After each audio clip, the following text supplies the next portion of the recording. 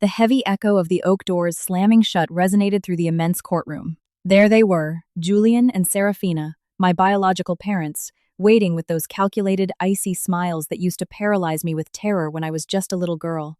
They looked so confident, so utterly convinced that victory was already theirs before anyone had even uttered a single word. And why wouldn't they be? To the rest of the world, they were dazzling reality TV stars, untouchable figures adored by the masses. Meanwhile, I was just the daughter they had discarded like a nuisance 20 years ago. But the rules of this chessboard had changed drastically. My grandfather, Alistair Sterling, the only person who had ever truly loved and protected me in this life, had passed away. And when he left, he bequeathed every single cent of his multi-billion-dollar empire to me alone. Now, the very same people who had abandoned me on his doorstep without a backward glance were dragging me to court to strip it all away. I stood tall before the stand. I could feel my own pulse, so strong and steady that it seemed to ricochet off the cold marble walls. Judge Harrison Caldwell looked up from his documents. He observed me intently for a few moments. Suddenly, a flash of recognition crossed his weathered face. He slowly removed his glasses, and with a stunned tremor in his voice, he murmured, "Wait a moment. Are you her?" The silence that followed those words was absolute, almost deafening. From my spot, I could see the glossy veneer of my parents' confidence beginning to crack. The truth they had buried beneath years of fame and lies was about to come to light. Before we continue and I take you back to the memories of that summer that changed everything, I'd like to take a brief pause.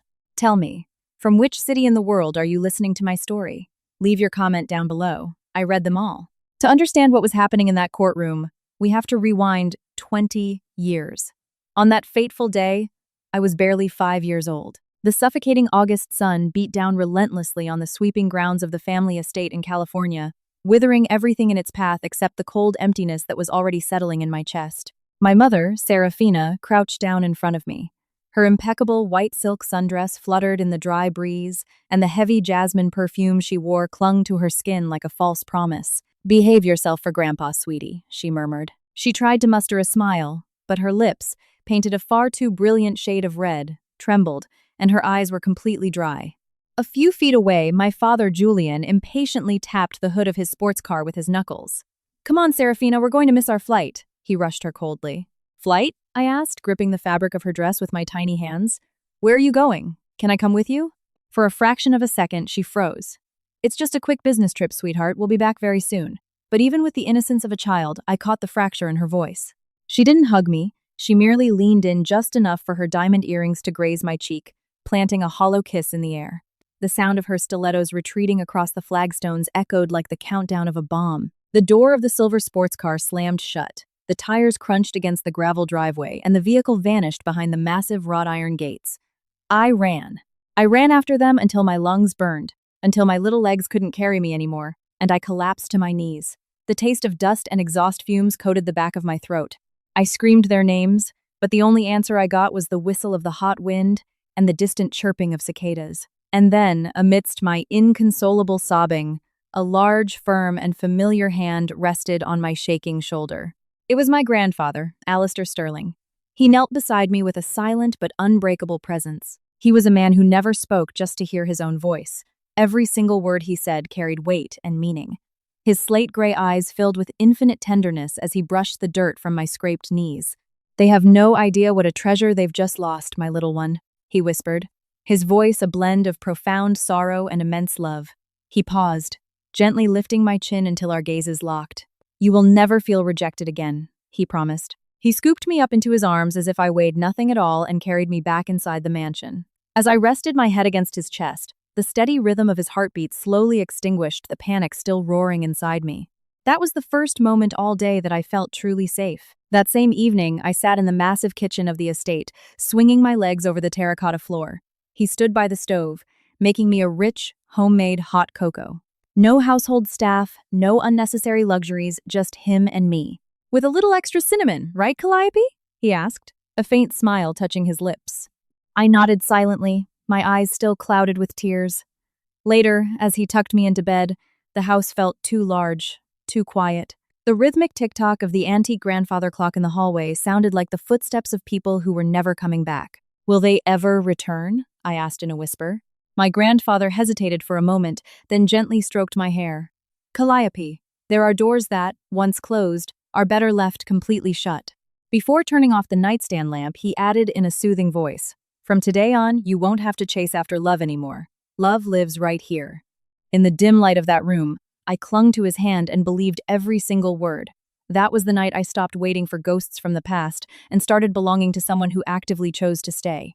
Growing up under the wing of a tycoon like Alistair Sterling was a far cry from the cliches you see in Hollywood movies. His imposing estate, anchored on the craggy cliffs of the Monterey Peninsula, watched over the Pacific Ocean like a lone sentinel. Yet, behind closed doors, there were no extravagant galas, nor an army of servants hovering around us. The rhythm of that house was austere, methodical, and above all, deeply purposeful. Every morning at exactly 6 o'clock, 2 soft knocks on my door announced the start of the day. "On your feet, Calliope," his deep voice would call from the hallway. The world doesn't stop to wait for the lazy. I would shuffle downstairs in my slippers to the dining room, where he'd be waiting with black coffee steaming in his mug and the Wall Street Journal spread open across the mahogany table. "Read the headline," he would order, tapping the paper lightly. "Now tell me, what exactly are they hiding from us?" At first, I was just a kid trying to finish my cereal, but over the years, his lessons took root in my mind. He taught me never to swallow a story whole just because it was printed in bold type. "The truth, Calliope," he used to tell me, "is always crouching just beneath the surface. It only reveals itself to those with the courage to dig." He ran Sterling Maritime, a shipping colossus that connected entire continents. But for my grandfather, integrity weighed infinitely more than the zeros in his bank account. "Wealth is like drinking salt water from the ocean," he warned me one afternoon. "The more you swallow, the thirstier and crazier you become. Make sure your thirst is worth it." When I turned 16, the ghosts returned.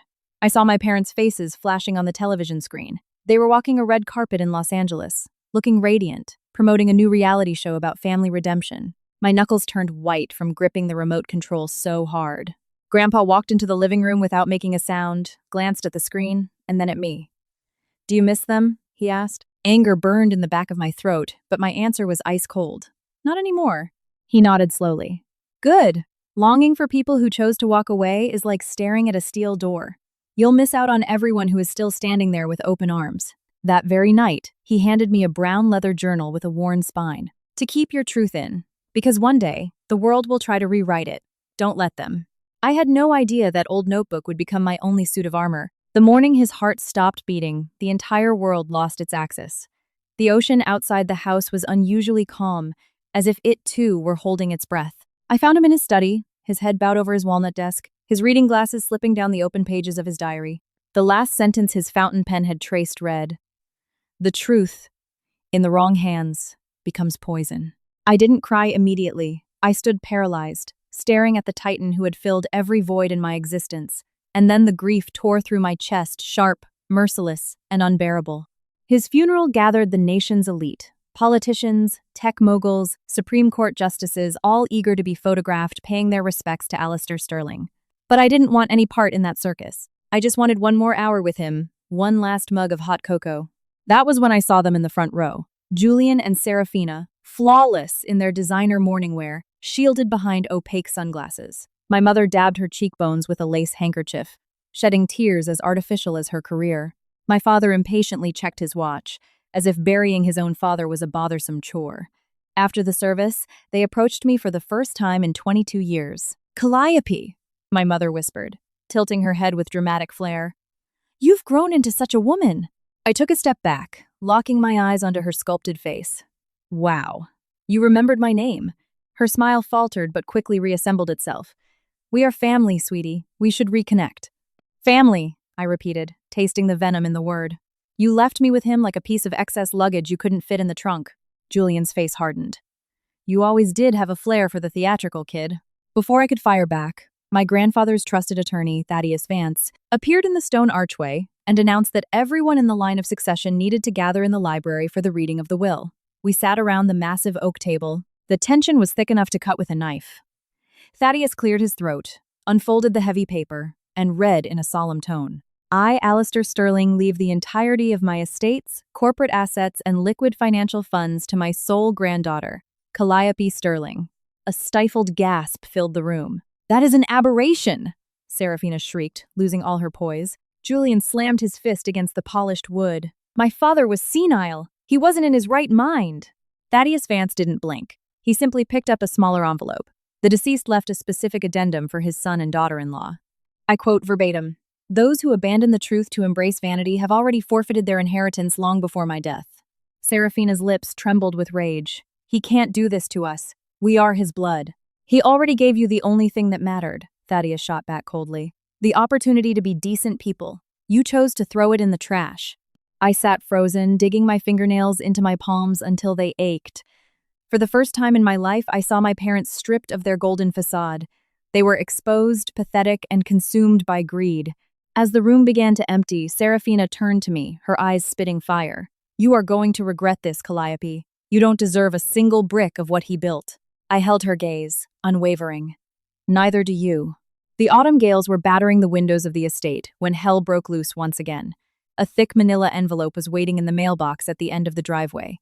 No return address. Just my name typed in sterile, mechanical font, Calliope Sterling. Tearing open the flap, I expected to find late condolence cards. Instead, my blood ran cold as I read the heading. Notice of civil lawsuit.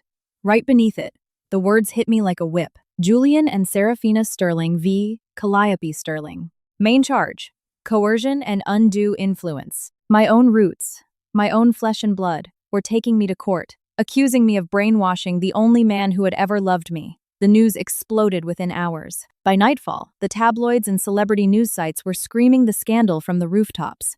Heiress sued by her own parents for the Sterling empire. Paparazzi swarmed the wrought iron gates of the estate like a flock of vultures, their camera flashes ripping through the dark coastal night like furious lightning. The next morning, my lawyer, Thaddeus Vance, summoned me urgently to his office in San Francisco. His voice maintained that clinical calm that only years of managing chaos can grant a person. "They are moving fast, Calliope," he warned as he slid a tower of documents across the glass desk. "They're alleging that you isolated your grandfather, interfered with his medical decisions, and psychologically pressured him to change his will at the last minute." A bitter laugh, entirely devoid of humor, escaped my throat. That I isolated him? Thaddeus. He was the one protecting me from them, not the other way around. Thaddeus exhaled slowly. "I've seen atrocious family disputes, but parents suing their own daughter for a fortune of this magnitude. This is an absolute mud pit." "They aren't my parents," I stated, my voice barely above a whisper. "They are two complete strangers tied to me by a simple biological coincidence." A couple of days later, as I was leaving a coffee shop, a reporter lunged at me, shoving a microphone practically into my face. "Calliope, did you threaten your grandfather? Did you prey on his declining health?" I stopped dead in my tracks, stared directly into the swarm of camera lenses, and answered with deadly calm. If caring for and unconditionally loving the man who raised me is considered manipulation, then yes, I am absolutely guilty. That very dawn, my phone screen lit up with a blocked number. When I answered, my mother's voice slid through the receiver, cutting like ice. "Enjoying your 15 minutes of fame, you little brat," Serafina hissed. "Why are you doing this?" I asked her. "Because you stole what is rightfully ours," she spat viciously. "You took our lives away from us. Now we're going to make sure we ruin yours." The line went dead. I stood alone in the library, the exact place where Grandpa had taught me to decipher the truth. His oil portrait watched over me from the wall, and right below it sat his old brown leather journal. I opened it, tracing his faded handwriting with my fingertips. On one of the pages, I read, "When the truth is put to the test, stand your ground. Let them attack. In the end, they will only succeed in poisoning themselves." I snapped the notebook shut, taking a deep, ragged breath. The fear of the scandal was still there, pulsing beneath my skin, but rising above it was something much more powerful: determination. If they wanted a war, they were going to get one. But they had underestimated their opponent. They had picked a fight with the wrong Sterling. On the day of the opening statements, the sky over San Francisco was leaden and overcast, as if foreshadowing the storm about to unleash inside the courthouse. The marble steps of the building were crawling with bloodthirsty journalists. I didn't know whose reputation was going to die that morning, theirs or mine, but I was done running. The inside of the courtroom smelled of lemon polish, old paper, and palpable tension. My parents were already seated at the plaintiff's table. They were perfectly synchronized for the press cameras. Serafina looked flawless in a somber black tailored suit. Julian wore a sharply cut navy blue suit. They didn't look like heartbroken parents. They looked like actors on a stage, rehearsing a victimhood play for their devoted audience.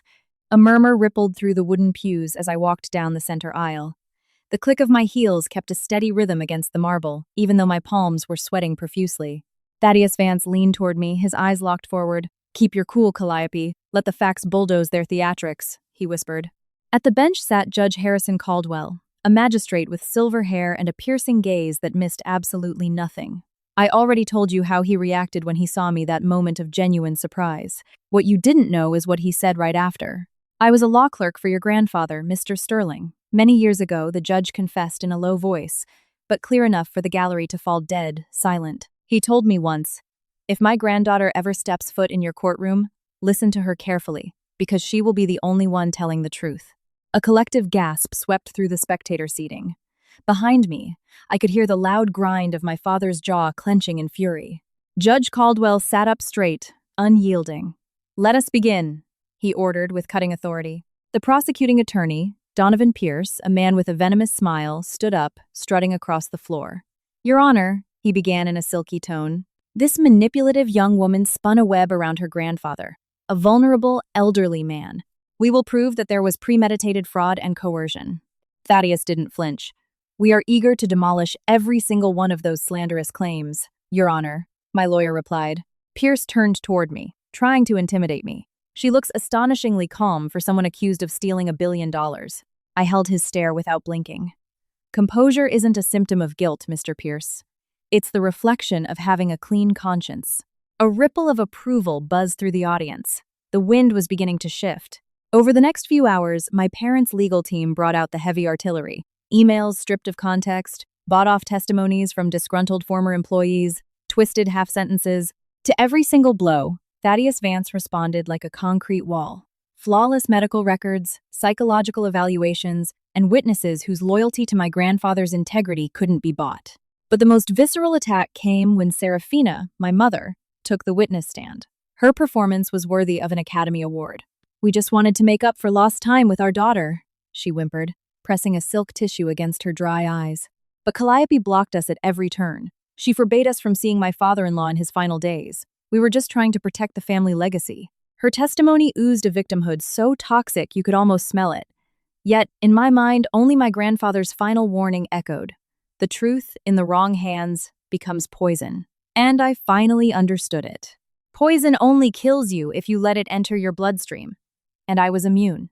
On the second day of the trial, Thaddeus Vance rose from his chair. "Inexorable. Your Honor," his deep voice boomed. "The defense wishes to submit a key piece of documentary evidence. Private handwritten correspondence from the late Alistair Sterling."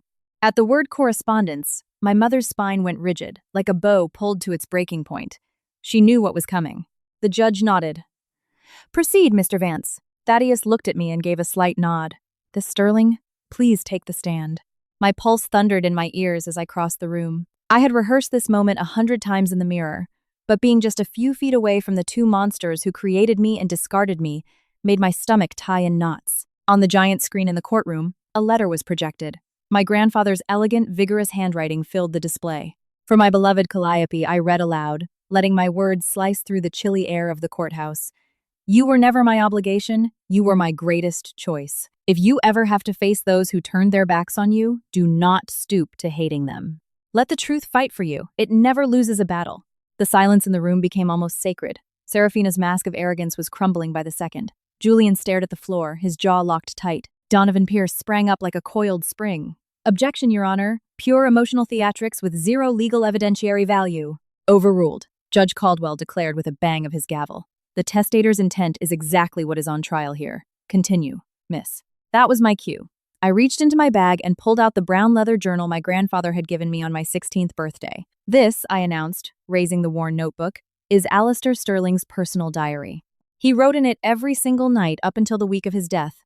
I opened it to the very last page, steadied my breathing, and read the final verdict he had left for posterity. My son and his wife spend their lives crawling for the sake of appearances. My granddaughter breathes for the truth.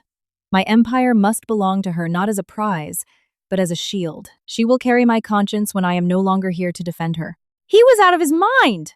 my mother shrieked, leaping to her feet, hysterical and disfigured by rage. "That little brat brainwashed him." The judge's gavel slammed down with brutal force. "Order in the court, Mrs. Sterling, or I will have the bailiffs remove you." My mother's screams bounced off the wood paneling and died in the void.